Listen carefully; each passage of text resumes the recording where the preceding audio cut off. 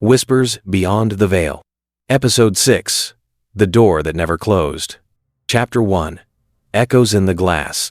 Evelyn Carter had survived the maze of mirrors, but survival was not the same as escape. The reflection in her mirror had gone still, yet the feeling of being watched never left. Her apartment was quieter than before, the silence so dense it pressed against her eardrums like a scream just beneath the surface. Then came the knocks. Soft, rhythmic, and persistent. Not on her door, but from Ka Chuyen inside her walls. Her breath grew shallow, and the walls seemed to lean inward, squeezing the space around her. The walls didn't just lean, they seemed to pulse, as if something on the other side was breathing in sync with her fear. The faint sound of scratching accompanied the knocks, like nails dragging slowly along the inside of the walls, tracing invisible shapes she couldn't see, but could feel under her skin. The faint scent of mildew mixed with something metallic like rust or dried blood seeped from the cracks, making her stomach churn. The temperature dropped suddenly, her breath visible in the dim light, curling like ghostly tendrils in the suffocating stillness. She pressed her hands over her ears, but the knocks grew louder, not in volume, but in her mind, echoing like a pulse of something alive, something waiting. "You left it open," a whisper echoed from nowhere and everywhere at once. Chapter 2. The Map of Shadows. Desperate for answers, Evelyn revisited Marcus's journal.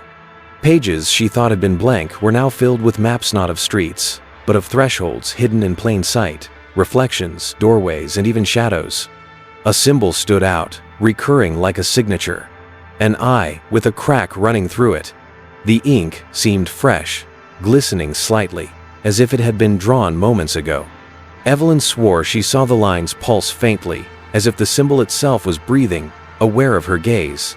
When her fingers brushed against the ink, a sudden chill shot up her spine, and her vision blurred for a heartbeat long enough to glimpse something impossible staring back at her through the pages, eyes hollow and filled with endless darkness. Evelyn traced the symbols to an abandoned building known as the Threshold House, rumored to be built atop intersecting ley lines, a place where the veil between worlds was thin. Chapter 3. The House That Breathed. The Threshold House wasn't just abandoned, it was waiting. The air inside was stale, yet it felt alive, like the house was inhaling her presence. The walls seemed to pulse with faint, rhythmic beats, a heartbeat not her own. Rooms were filled with mirrors covered in cloth, and despite her fear, Evelyn felt compelled to uncover them.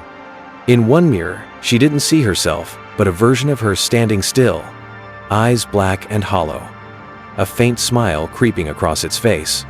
The reflection blinked out of sync with her, its lips parting slightly, as if whispering silent words. Evelyn leaned in closer, only to realize the reflection's breath was fogging the glass, but she wasn't breathing at all. "You can't close what was never meant to be a door," the reflection whispered. Chapter 4. The Ritual of Closure. In the heart of the house, Evelyn discovered an ancient ritual etched into the floor. Surrounded by broken shards of mirrors and blood-stained symbols, she realized the ritual wasn't to open the door, it was to close it. But it required a sacrifice, not an object, but a memory so precious that its loss would unmoor her from reality. Evelyn hesitated, clutching an old photograph of her sister, the only family she had left. The choice was clear: let the door remain open, or lose the last piece of someone she loved.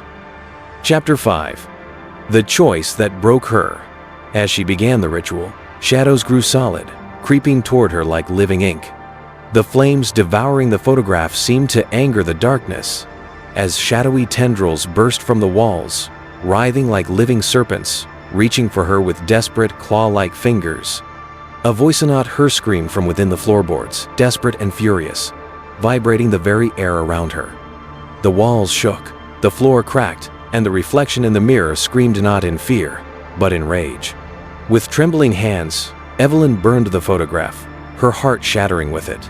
As the flames consumed the image, she felt not just the heat but a searing pain behind her eyes, as if invisible fingers were clawing through her memories, pulling threads she wasn't ready to lose, unraveling her very sense of self.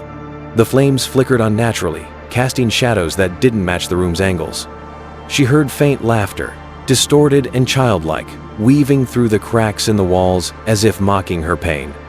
The ritual pulsed with power, light searing through the darkness, the screams fading into a suffocating silence. When it was over, the door was closed. But so was something inside Evelyn.